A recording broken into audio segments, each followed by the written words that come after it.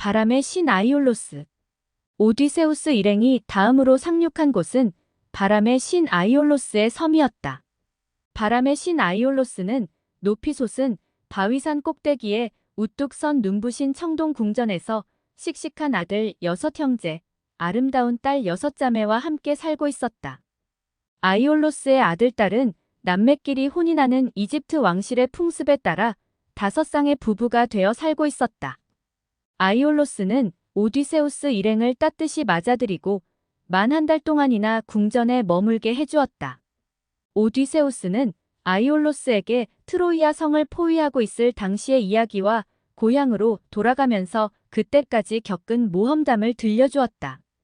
이윽고 오디세우스 일행이 다시 바다로 나갈 날이 오자 아이올로스는 항해에 필요한 생활 필수품을 모두 마련해 주었다. 그는 특별히 오디세우스에게는 황소 한 마리의 통가죽으로 만든 가죽부대 하나를 주었다.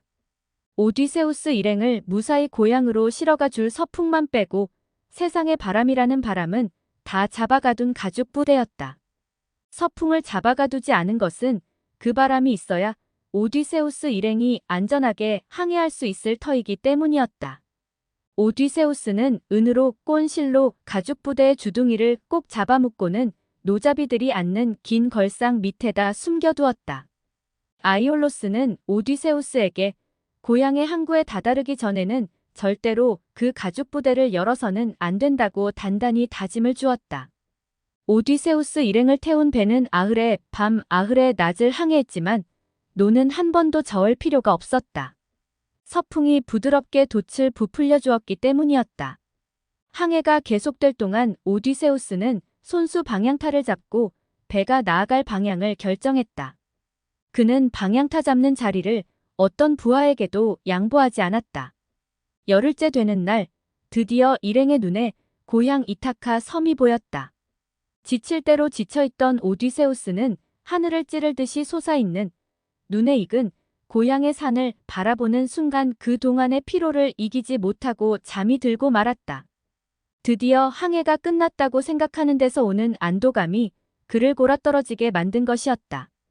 오디세우스가 잠들어 있는 동안 항해하면서 내내 황소 통가죽 부대 속에 무엇이 들어있을까 궁금해하던 뱃사람들이 저희들끼리 말을 주고받았다.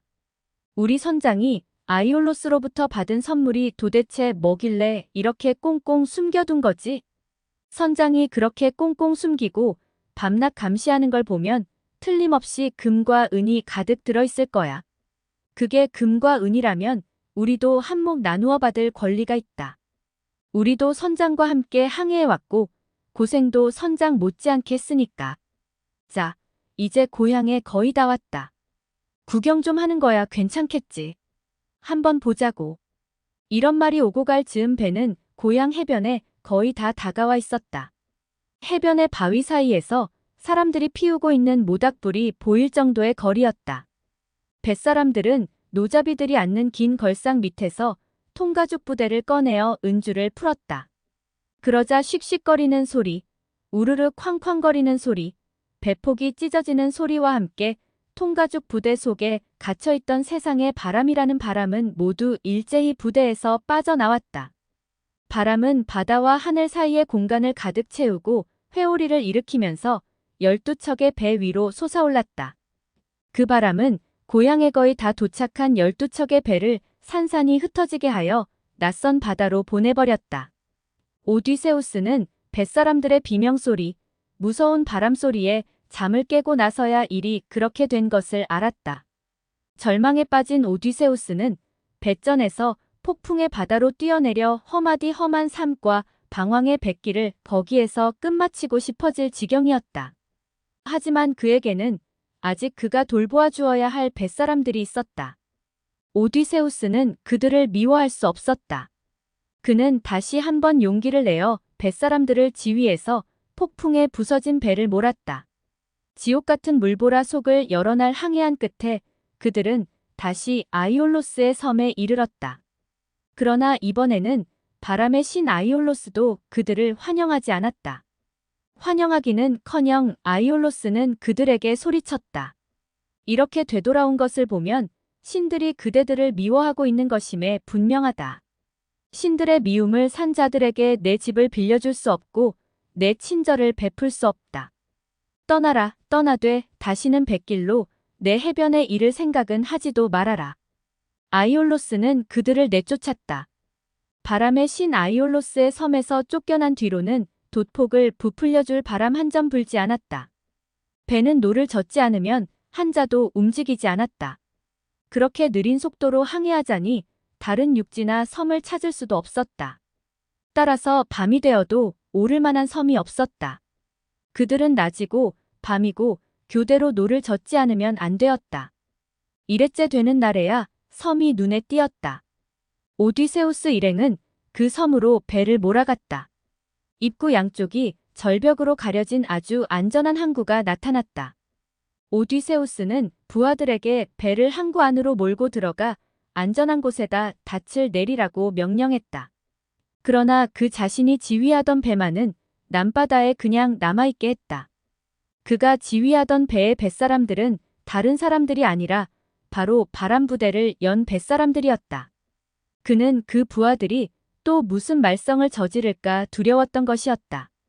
그는 부하들에게 명령하여 자기가 지휘하고 있던 배를 항구 어귀의 높은 바위 기둥에 단단히 묶어두게 했다. 그리고는 그 배의 뱃사람들을 지휘하면서 항구 밖에 머물렀다. 오디세우스로서는 참으로 잘한 일이었다. 그 섬에서는 밤이 어찌나 짧은지 마지막 햇살이 서쪽 하늘로 사라지자마자 벌써 먼동이 터올랐다. 해가 뜨기 직전에 오디세우스는 항구 어귀에 있던 배의 뱃사람 셋을 보내어 그 섬이 어떤 섬인지 엿보게 했다. 무트로 오른 새 염탐꾼의 눈에 오래지 않아 마을 입구가 보였다. 동구 밖에는 나무 그늘에 가려진 샘이 있었다. 그 샘에서는 머리카락이 길고 어깨가 넓은 처녀가 물을 깃고 있었다. 새 염탐꾼은 그 처녀에게 그 섬나라 왕은 누구이며 어디에 가면 만날 수 있느냐고 물어보았다. 그러자 처녀는 웃으면서 농담이라도 하듯이 말했다. 여러분이 찾는 분은 우리 아버지예요. 나를 따라오세요. 금방 아버지 계신 곳으로 안내할 테니까요. 새 염탐꾼은 처녀의 뒤를 따라갔다. 마을 한가운데엔 멋대가리 없이 큰 궁전이 서 있었다. 그러나 그 섬나라 왕이 새 염탐꾼에게 베푼 친절은 저 외눈박이 거인 폴리페과 별로 다르지 않았다. 섬나라 왕은 새 염탐꾼을 보자마자 그 중에 하나를 붙잡아 궁전 기둥에다 패대기를 쳤다. 뱃사람은 머리가 부서지면서 곧 숨을 거두었다. 왕은 그 뱃사람의 시체를 저녁거리로 삼겠다고 말했다. 나머지 두 뱃사람은 가까스로 궁전을 빠져나와 배가 있는 곳으로 죽으라고 내달았다. 섬나라의 괴물왕은 큰 소리로 부하들을 불렀다. 곧 부하들이 달려왔다. 여느 사람들이라기보다는 거인들에 가까웠다. 왕의 명령에 따라 절벽 위에 이른 거인들은 좁은 항구 어귀에 정박해 있는 배를 향하여 커다란 바위 덩어리를 던지기 시작했다. 왕의 궁전에서 필사적으로 도망쳐온 두 선원은 절벽 위에서 뛰어내려 항구 어귀에 정박해 있는 배로 헤엄쳐 오고 있었다. 배에 오르는 부하들을 물끄러미 바라보고 서 있던 오디세우스는 그제서야 자기네 함대에 무슨 일이 벌어지고 있는가를 깨달았다. 그의 귀에는 부하들의 외마디 비명소리, 떨어져 내리는 바위덩어리에 배가 부서지는 소리가 끊임없이 들려왔다. 그로서는 도저히 손을 쓸 수 없는 형편이었다. 그는 칼을 뽑아 바위 기둥에다 배를 묶어두고 있는 밧줄을 자르면서 다른 배에 탄 부하들에게도 그렇게 하라고 명령했다. 그리고는 고함을 질렀다. 노를 저어라. 모든 신들의 이름으로 명령한다. 노를 저어라. 살고 싶으면 노를 저어라. 머리 위에 죽음의 위험이 도사리고 있다는 것을 모를 노자비들이 아니었다. 그들은 한 사람이 된 양 힘을 합하여 노를 저었다. 그러자 배는 가죽끈에서 풀려난 사냥개처럼 난장판이 되어 있는 항구를 뒤로 하고 남바다로 미끄러져 나갔다. 노를 저으면서 그들은 죽음의 항구에서 무사히 빠져나온 것을 기뻐할 사이도 없이 그 항구에서 죽음을 당한 동료들의 죽음을 슬퍼하면서 눈물을 흘려야 했다. 오디세우스는 저 푸른 머리카락을 치렁치렁 늘어뜨린 바다의 신 포세이돈이 장님이 되어버린 아들 왼훈박이 거인 퀴클롭스의 기도를 들어준 것이 분명하다는 것을 알았다. 12척의 배 중에서 이제 남은 것은 오디세우스 자신이 타고 있는 배, 단 한 척뿐이었다. 구독과 좋아요 부탁드립니다.